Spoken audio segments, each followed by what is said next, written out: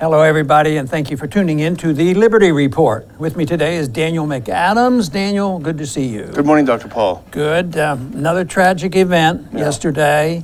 Can't be anything good. Bunch of people getting killed over in Manchester in England. And innocent kids getting killed at a musical conference and, concert. It's just, it's just such a mess. It sounds like, the whole world's blowing up. If you put it into perspective, it isn't quite as bad, but for the people who suffer through this, it's bad. And of course, the big question is why does this happen? The first word out was a lone person doing this, and one person goes nuts and does this, and it may turn out to be, but then right away we hear, oh no, ISIS wants to get the credit. Mm-hmm. As if what's happened to the world, you want credit for this kind of stuff. Yeah. And the truth is, I don't think anybody knows yet, but they'll sort it out. But no matter how you look at it, it's very tragic. But it is one event that goes on. We've had several, not nearly this bad, in this country, but they're happening around the world. But there are other big events too. When thousands, hundreds of thousands, maybe even 1 million people killed in skirmishes and wars and things going on in the Middle East. Just look at the countries like Afghanistan and Iraq. I mean, it's a horrible mess. So this, I think, is part of it. But the big question is what should our immediate reaction be to this, and how do we put this in the proper perspective? Yeah, I think it's, as we discussed, it's part of the larger context, isn't it? I mean, it's part of the larger war of the U.S. and U.K. intervention in the Middle East.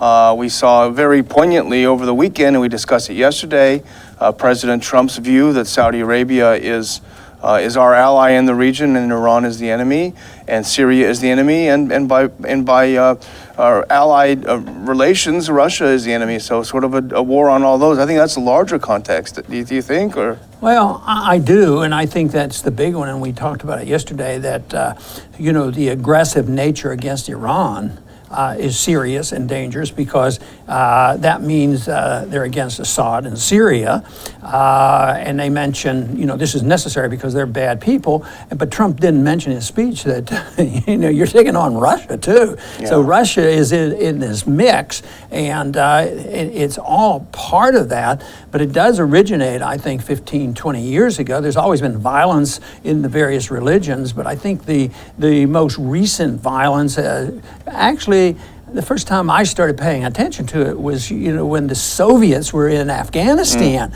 So we aligned ourselves with the radicals and actually promoted it. Our CIA got involved, and that was when we were helping the Taliban.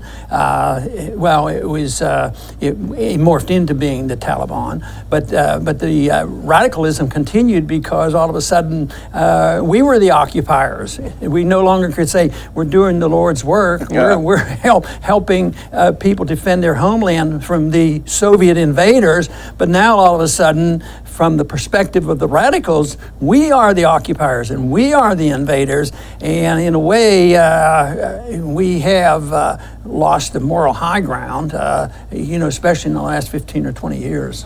And think of this, people are making fun of it too, this crazy picture of Trump with his hands on this weird glowing bulb, along with the Saudi king and I think al-Sisi of Egypt. They're opening a center to fight religious extremism in Saudi Arabia.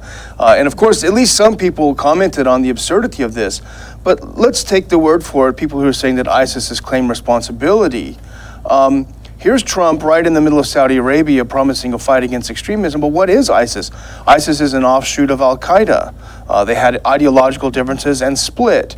But what was Al-Qaeda? It's an offshoot of the Wahhabist Islamic strain that had its birth in Saudi Arabia, is nurtured in Saudi Arabia, continues to be nurtured in Saudi Arabia. There's no Iran stamp on here, no matter what the neocons on the radio want to say. And we've encouraged it. Yeah. When we financed it, our CIA was involved. And even in spite of the rhetoric, we're still, subtly, if not openly at times, on the side of ISIS, in the sense that if we can recruit these bad guys, that was the original reason why we were sympathetic to bin Laden, because he was fighting the Soviets. They're the toughest fighters, too. Yeah, but that is still the case. So right now, ISIS is, an enemy of Assad. But we're in there, we're an enemy of Assad. Yeah. And so therefore, the ducks are lining up. And that's what I think is the real danger, the East versus the West. The peace dividend, the fact that it didn't come was very disappointing to not only me, but to many people around the world. And things did improve, but all of a sudden things shift. The people who lined up against us sort of had their back up against the wall, and they changed their attitude. Not that they were righteous and right on everything, but I think this is what happened, because I think Putin comes along and said, hey, look at this. We're getting pushed around. We have some pride, and we're being surrounded, and we've showed the maps where our bases are. And even currently, right now, there's a major move on in the House of Representatives in the subcommittee to get the funding to build permanent bases in Eastern Europe, in Ukraine and Poland and these different places like this. And it's just in their face. So you could see why Putin might be sort of a defender of the Russian tradition. And of course, he does have, a lot of support. But it seems like all these things is to do whatever we can to line it up and put all the blame on Russia. For instance, this whole thing about Russiagate, they're interfering. That's way blown out of the proportion. Nobody's proven anything. But who would most likely to push that?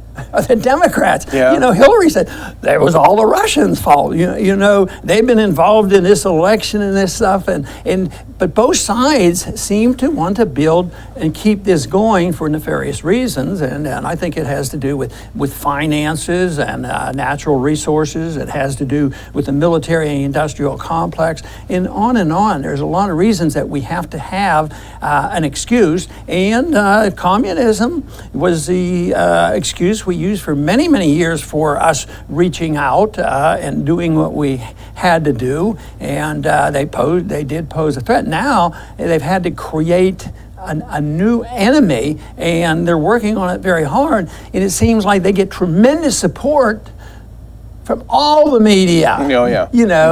Whether it's conservative or liberal media, and they're all chomping at the bit, to come down hard on this need. And what Trump started off here is, it's happened before, is that Iran is synonymous with evil. And you hear it all the time. They're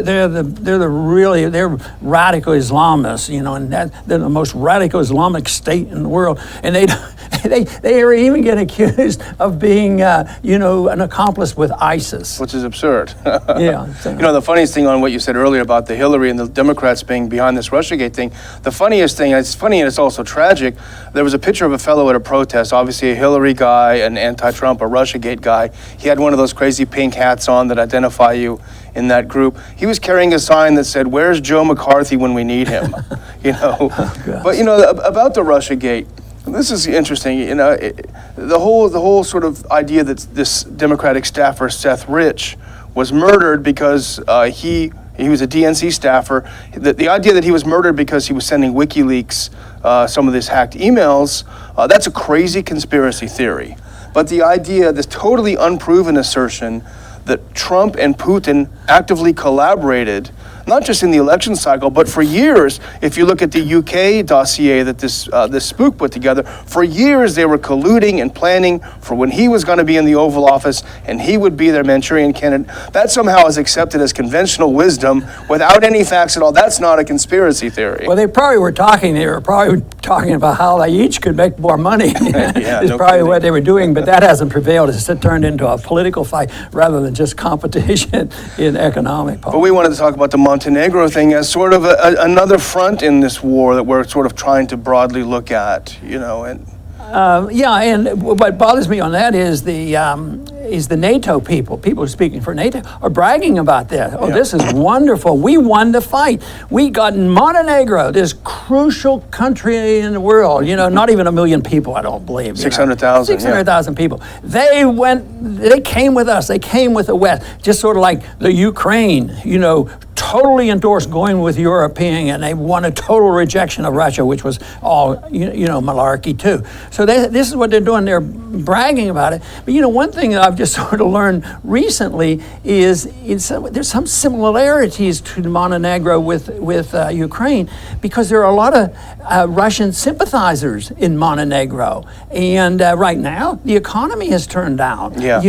They don't have the tourists coming in, and there was some other trade that they had, and it's been cut off. So it's really hurting the people. Why can't the people? Well, maybe the majority of the people in Montenegro would say, yeah, we'd like to be an independent state, stay on our lives. But it seems like they're forced into these conditions. Are you going to go with NATO or with Russia? And now they're bragging about it. Just more of this divisiveness, to show that we do have an enemy out there, and we can't let Russia take over, the Balkans and take over Europe, and that's why we have to send more troops and build more bases and spend more money, and that's why the current administration wants another $1 trillion, and the people who build the bombs are making a fortune, and then we can be bosom buddies with this wonderful state of Saudi Arabia. It's just unbelievable. But Montenegro is a perfect example of how this works. For all of the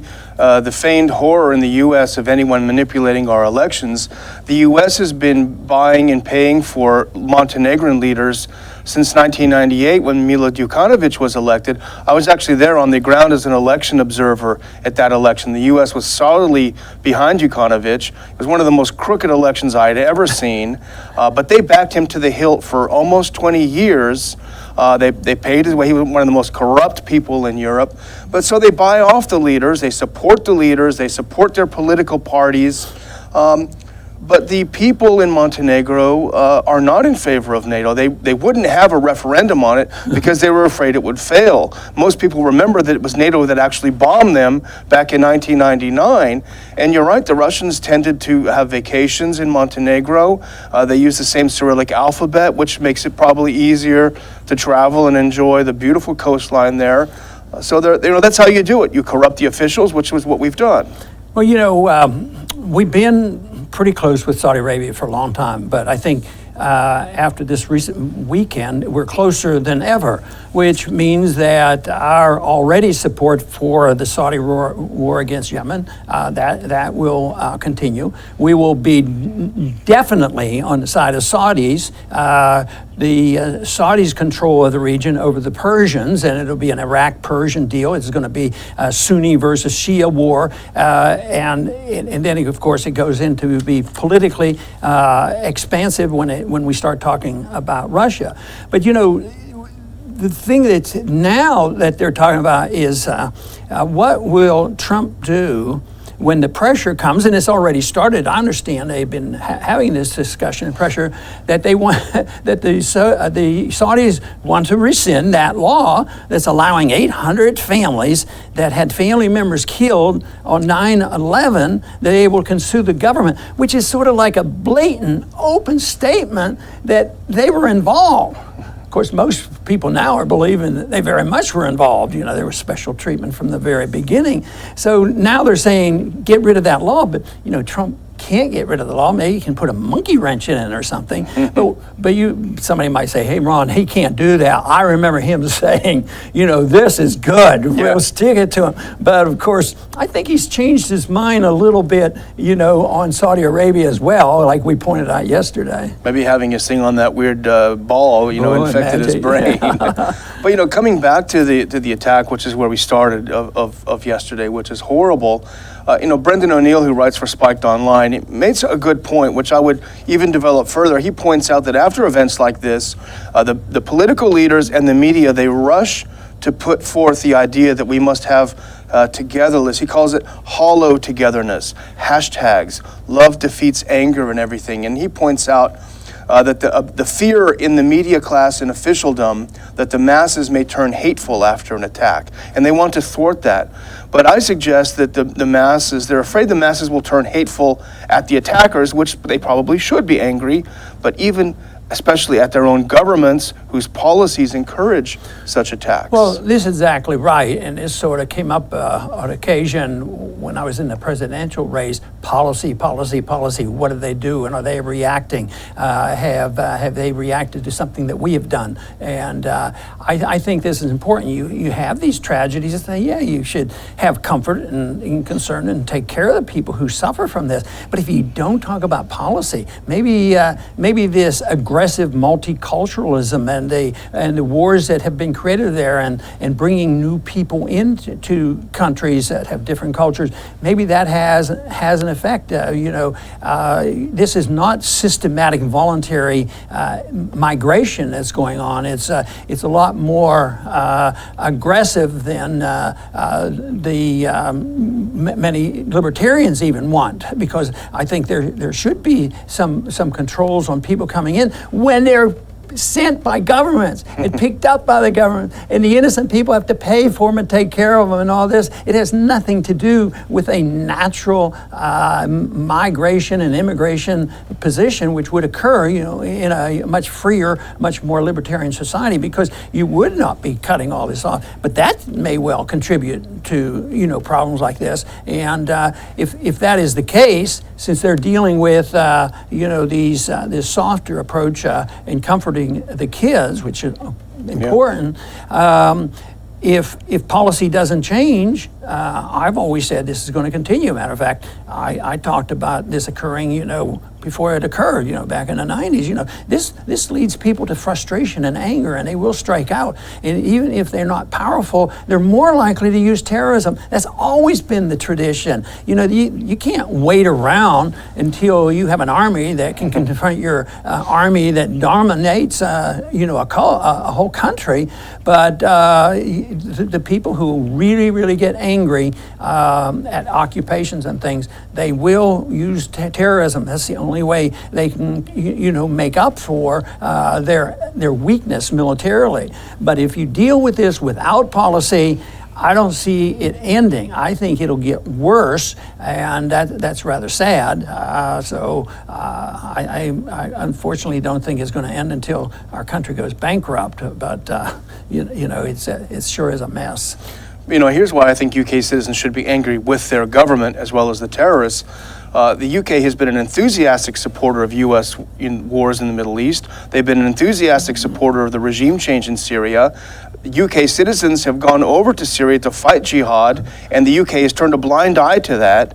But now that ISIS is being routed, these UK jihadists are coming home. And there are going to be waves of people like this that come back home. And this is all done with the complicity of the British government. They should be angry, and we should be angry with our government. But they don't want that. Yeah, but what are they accused of if they challenge it, saying something similar to what we're talking about? Well, you're a racist.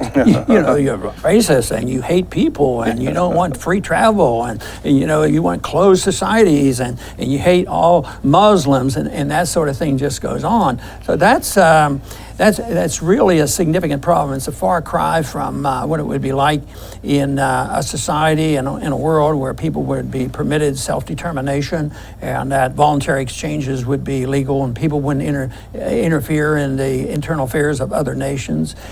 If we accepted just that principle, how many bases would we have overseas? And when we look at the picture of how many bases we have, and we're talking about building more to confront Russia. I mean, there was a time when, I wasn't opposed to getting the Soviet missiles out of Cuba, but this is not Soviet missiles in Cuba. This is quite a bit different. This is lining up the ducks and taking advantage of wars that have been going on, the Sunni-Shia war and the Arab-Persian war, and now it's a confrontation with NATO West, who has pushed things way too far, and they've been able to do this, because we have been very powerful. We say NATO, but we're NATO because NATO doesn't exist without our money and our weapons. I mean, even Saudi Arabia doesn't exist unless we make deals with them and give them $300 billion.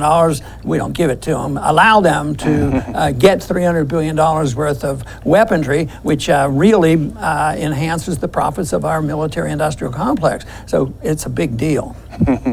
Well, my final food for thought I'll throw out there is just before the U.S. bombed this Syrian army convoy near the Syrian border with Iraq, there was a meeting between representatives of the Iraqi and Syrian government where they discussed getting together to jointly fight ISIS together.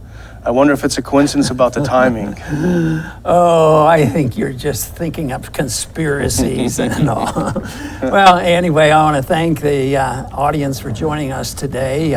Obviously, we believe this is a very serious thing going on, this confrontation unnecessarily with Russia today, and it seems to be expanding, and NATO is determined, we are determined, and we believe Russia has to be contained, and yet all we're doing is precipitating a greater lineup of weaponry and determination, because quite frankly, I do not believe, as powerful as they are, I do not believe the West, led by us, and choosing to follow the demands of Saudi Arabia, that all of a sudden we're going to be victorious. They're going to demolish Iran and also win the war and get rid of Assad, and Russia's going to sit still. It's not going to happen. So this gets more dangerous as things go along, and the sooner we get our message out that there is an answer for this is not too difficult. And we could do a lot as a leader in the world, and that is practice what we should be preaching and what our Constitution tells us, and that is to set a standard, have a system of freedom and liberty here at home, and tolerance and free markets and prosperity. Maybe somebody would follow us, but to use the armed might of our government combined with many other governments and say, well, it's a struggle between the Russian concept of what Europe should be about versus what NATO and the United States thinks, this will only get worse. I'm for doing my best to try to send it in the other directions where we can live a little bit more peacefully with the entire world. I want to thank everybody for tuning in today to the Liberty Report. Please come back soon.